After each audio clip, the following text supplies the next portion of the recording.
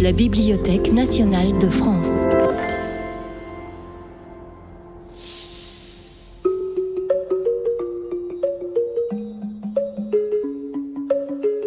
Les contes scintillants, histoire de bijoux.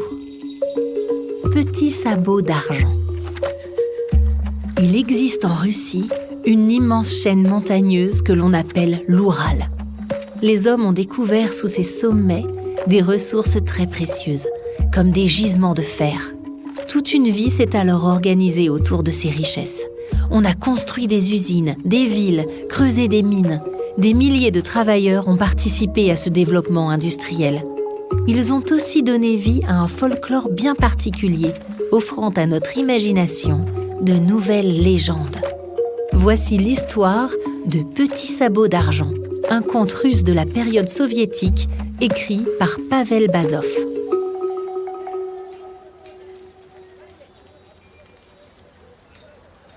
Dans un petit village niché au cœur de la grande montagne qui court de l'océan de glace à la mer close, vivait un chasseur prénommé Kokovania, qui n'avait pas d'enfant. Un beau jour, il croisa la route d'une petite orpheline, Derionka, et de son chat, Minette. Il adopta la fillette ainsi que l'animal et entreprit, pour les distraire, de leur raconter quelques histoires. À la fin de chaque histoire, Derionka demandait au vieil homme « Et maintenant, raconte-moi l'histoire du bouc, grand-père. Comment est-il » Kokovania lui répondit « C'est un bouc très particulier. Sa patte avant droite est ornée d'un sabot d'argent. Et quand il frappe le sol de ce sabot d'argent, il y laisse une pierre précieuse. S'il frappe le sol une fois, une pierre précieuse apparaît. S'il le frappe 2 fois, il y en a 2. Et s'il se met à trépigner, il y en a tout un tas. » « Grand-père, est-ce que c'est un grand bouc ?» Kokovania lui dit qu'il n'était pas plus haut que la table. Il avait de fines pattes et un beau visage. Et Derionka demandait de nouveau « Est-ce qu'il a des cornes, grand-père ?»« Oh, ça, il en a, et de belles. Les autres boucs ont 2 cornes, mais celui-ci a des bois, et chacun est pourvu de 5 rameaux. »« Et est-ce qu'il mange les gens, grand-père ?»« Non, il ne mange personne. Il se nourrit d'herbes et de feuillage. Bon, il peut aussi lui arriver de picorer un peu de foin dans les meules en hiver. » « Et de quelle couleur est-il ?»« En été, il est roux, comme Minette. Et en hiver, son pelage devient gris. »« Est-ce qu'il sent mauvais comme les boucs, grand-père ?» Kokovania se fâcha.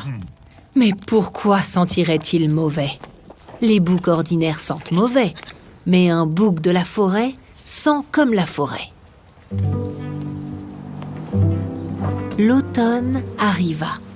Et Kokovania se prépara à partir pour les bois. Il souhaitait voir l'endroit où les boucs se nourrissaient. Derionka commença à supplier, à implorer. « Amène-moi avec toi, grand-père. Peut-être que je le verrai, même de très loin. »« S'il est très loin, tu ne le reconnaîtras pas, » répondit Kokovania. « Tous les boucs ont des cornes à l'automne, et impossible de distinguer le nombre de rameaux. En hiver, là, c'est autre chose, car les boucs ordinaires perdent leurs cornes. Mais Sabot d'argent, lui, garde les siennes toute l'année. C'est là qu'on peut le reconnaître, même de loin. » Grâce à cet échange, il parvint à la décourager. Derionka resta à la maison, tandis que Kokovania alla dans les bois. Il revint au bout de 5 jours. « Cette année, dit-il, beaucoup de boucs vont sur le chemin de Polnevsk pour se nourrir. C'est là-bas que j'irai une fois l'hiver venu. »« Mais comment feras-tu pour dormir dans les bois en plein hiver ?» s'inquiéta Derionka. « J'ai une sorte de petite cabane là-bas, » répondit-il. « Elle donne sur la clairière où l'on va pour faucher. C'est une bâtisse solide, avec une fenêtre et un poêle.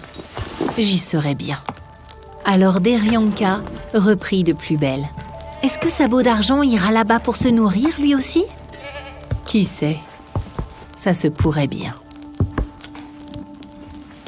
Puis l'enfant se remit à supplier, à implorer. « Amène-moi avec toi, grand-père. J'attendrai dans la cabane. Peut-être que Sabot d'Argent s'approchera et que je pourrai le voir. » Au départ, le vieil homme ne voulut pas en entendre parler. Mais Derionka continua de supplier. « Bien, dit-il enfin, tu peux venir. Mais ne t'avise pas de pleurer ou de demander à faire demi-tour quand nous aurons gagné les bois. »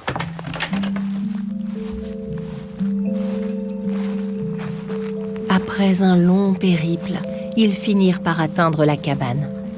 C'est là qu'ils vivaient tous les trois désormais, et Derionka en était heureuse. Un jour, Kokovania prit la route pour chercher un cheval au village, et Derionka resta seule avec Minette. Elle s'était habituée à la solitude au cours de la journée, lorsque Kokovania suivait la trace des boucs. Mais quand la nuit commença à tomber, elle se sentit désarçonnée. Alors, elle observa Minette et vit qu'elle était confortablement installée et qu'elle avait l'air satisfaite. Derionka eut du baume au cœur. Elle s'assit à côté de la fenêtre et regarda au travers, en direction de la clairière, quand, tout à coup, quelque chose qui ressemblait à une petite balle s'élança hors des bois. La forme s'approcha et elle sut qu'il s'agissait d'un bouc. Il avait des pattes élancées, un visage gracile et 5 rameaux sur chaque bois. Derionka se précipita au dehors sans réfléchir. Mais il n'y avait rien. Elle rentra dans la cabane. « J'ai dû rêver, » se dit-elle. « Ce n'était que mon imagination. » Minette alors ronronna. « C'est vrai, c'est bien vrai. » Derionka prit la chatte avec elle pour se mettre au lit et dormit sur ses 2 oreilles jusqu'au petit matin. Une nouvelle journée passa, et pas de Kokovania. Derionka s'ennuyait et se sentait seule. Mais elle ne pleura pas. Au lieu de ça, elle câlina la chatte. « Ne te tracasse pas, Minette, » dit-elle. « Grand-père sera de retour demain, tu verras. » Minette se contenta de fredonner son refrain habituel. « C'est vrai, c'est bien vrai. » De nouveau, Derionka s'assit à côté de la fenêtre pour observer les étoiles. Elle s'apprêtait à aller au lit quand elle entendit soudain un bruissement derrière le mur de la cabane.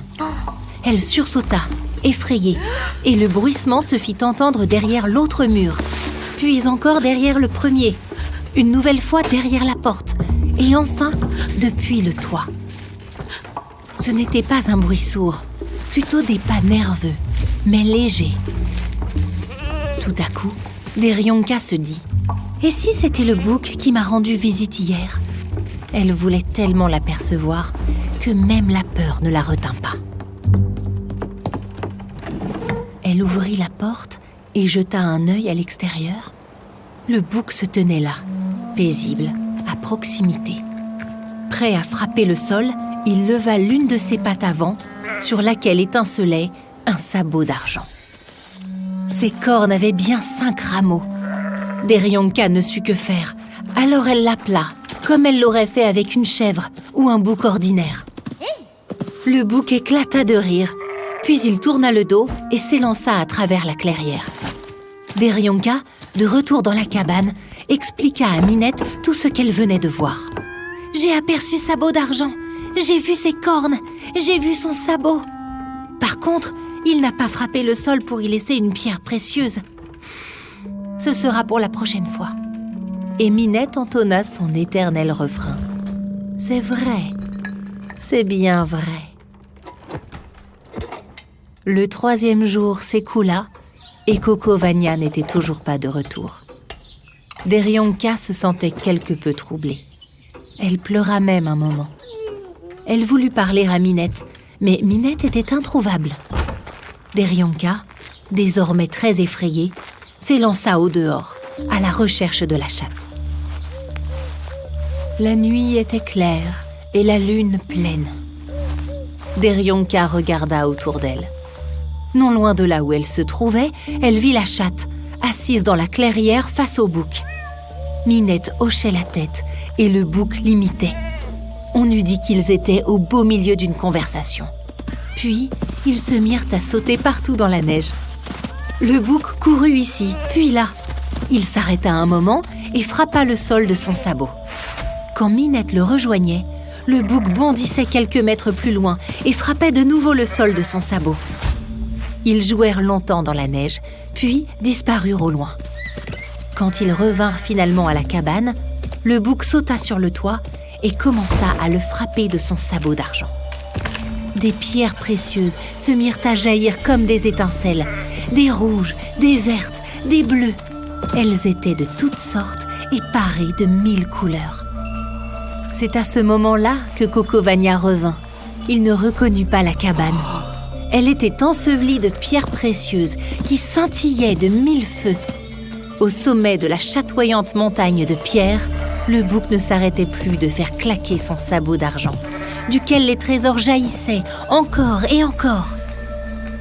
Soudain, Minette s'élança sur la pile et s'installa aux côtés du bouc. Elle miaula, et puis, il n'y eut plus rien. Ni Minette, ni sabot d'argent. Cocovania se servit de son chapeau comme d'un récipient et le remplit de pierres jusqu'à mi-hauteur. Mais Derionka le supplia. « Ne les touche pas, grand-père. J'aimerais voir ça de mes propres yeux, à la lumière du petit matin. » Cocovania accepta. Mais avant même que le soleil se lève, une importante couche de neige avait tout recouvert. Ils déblayèrent, mais ne trouvèrent rien en dessous. En fin de compte, ils ne s'en sortirent pas si mal, grâce à ce que Cocovania avait pu récupérer dans son chapeau. Ainsi, tout finit bien. Mais quel dommage pour Minette. Personne ne la revit jamais. Sabot d'argent disparut également. Il leur avait montré son pouvoir une fois, et c'était amplement suffisant. Après cela, de nombreux promeneurs trouvèrent des pierres dans la clairière où le bouc avait folâtré. La plupart étaient vertes. On les appelait des chrysolites. Et vous, en avez-vous déjà vu ?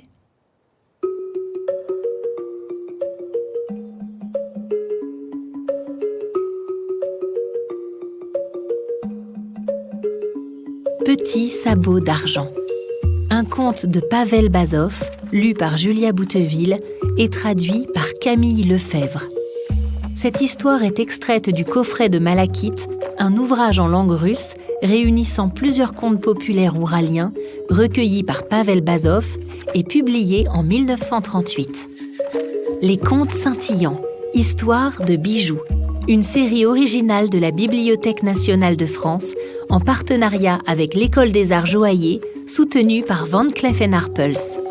Coordination scientifique, Charline Coupeau. Coordination éditoriale, Constance Esposito. Réalisation et générique original, David Federman.